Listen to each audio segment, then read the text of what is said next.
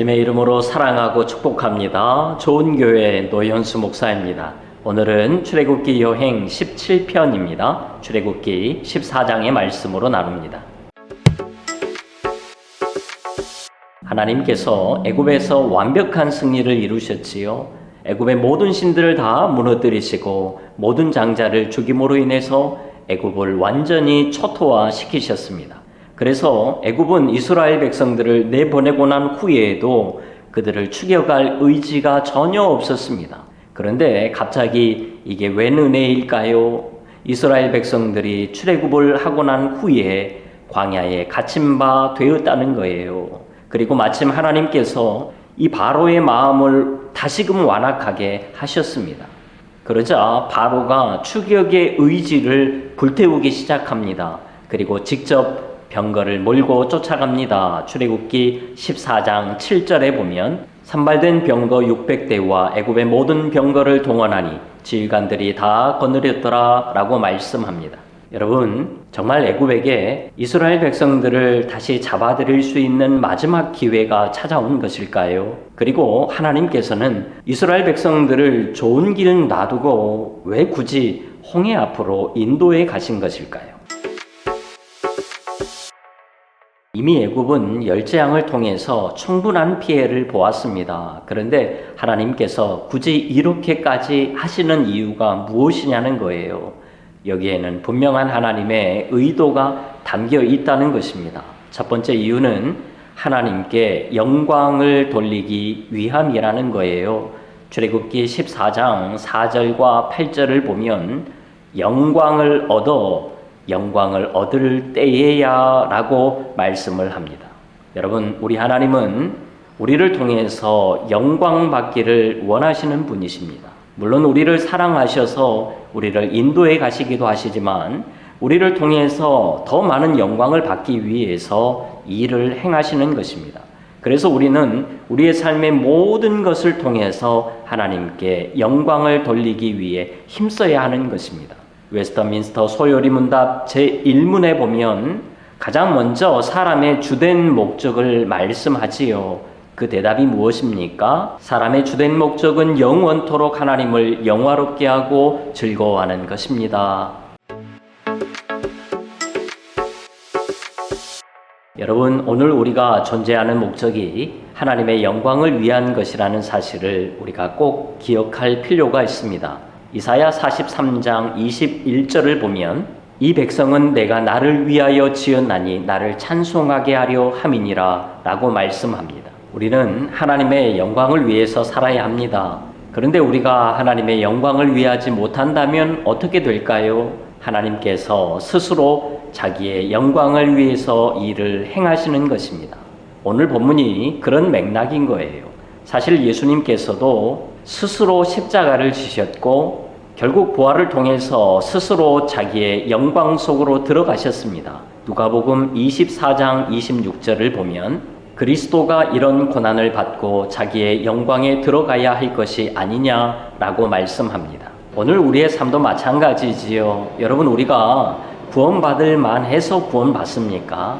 아니요. 구원받을 자격이 우리에게는 하나도 없습니다. 그런 요소가 우리에게 1도 없습니다. 그런데 하나님께서 스스로 자기의 영광을 위해서 우리를 구원하기까지 끝까지 붙들고 가신다는 것입니다. 하나님은 자기의 영광을 위해서 오늘 또 열심히 일하고 계십니다. 그런데 우리가 정말 하나님의 영광을 위해서 살아간다면 하나님께서 얼마나 기뻐하시겠습니까? 여러분, 오늘을 살아가면서 하나님의 영광을 위해서 나는 과연 무엇을 할 것인가?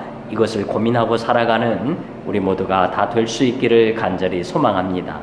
두 번째 이유는 하나님이 여호와인 줄을 알게 하기 위함이라는 것입니다. 출애굽기 14장 4절과 18절을 보면 애굽 사람들이 나를 여호와인 줄 알게 하리라 라고 말씀합니다. 애굽 사람들은 열재앙을 통해서 하나님이 정말 위대한 신이심을 분명하게 인정하고 또 고백했습니다. 그러나 진짜 여호와라는 사실을 깨닫지를 못했습니다. 그래서 하나님께서 마지막으로 이것을 깨닫게 하기 위해서 애굽 사람들을 홍해로 불러내십니다. 그리고 홍해에서 애굽의 모든 군대를 몰살시키십니다.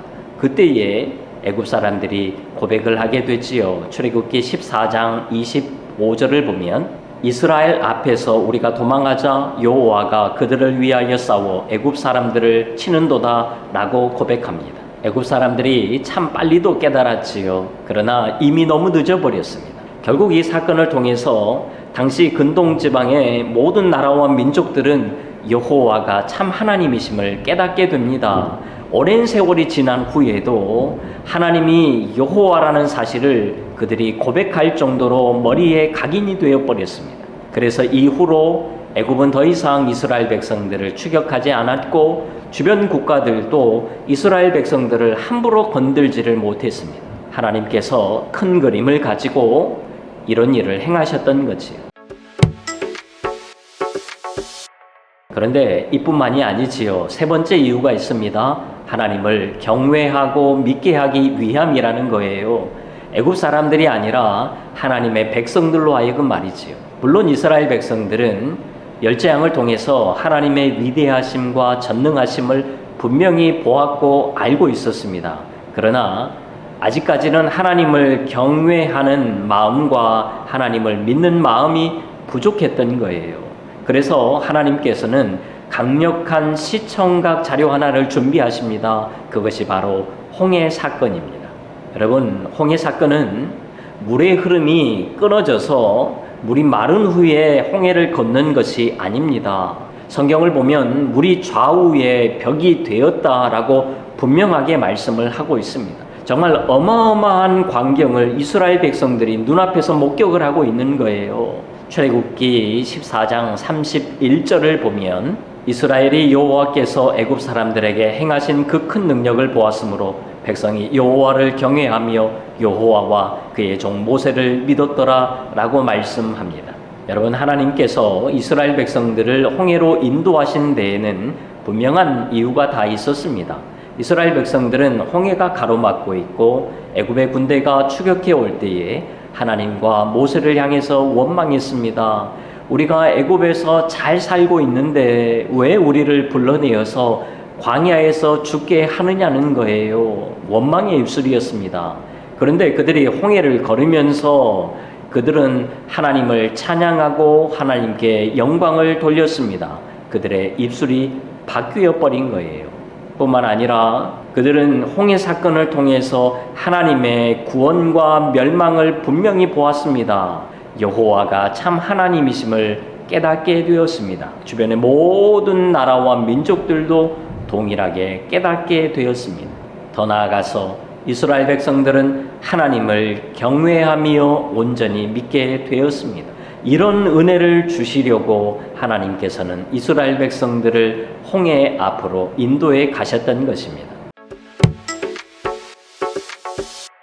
여러분, 때로는 우리의 삶에도 홍해가 우리 앞을 가로막을 때가 있습니다. 우리가 믿음 안에서 잘 살고 있는데도 말이지요. 그러나 그때마다 거기에 하나님의 계획과 뜻이 분명히 있다는 것을 우리는 기억해야 합니다. 그것을 믿어야 합니다. 그러면 하나님께서 곧 바다 아래 길을 여실 거예요.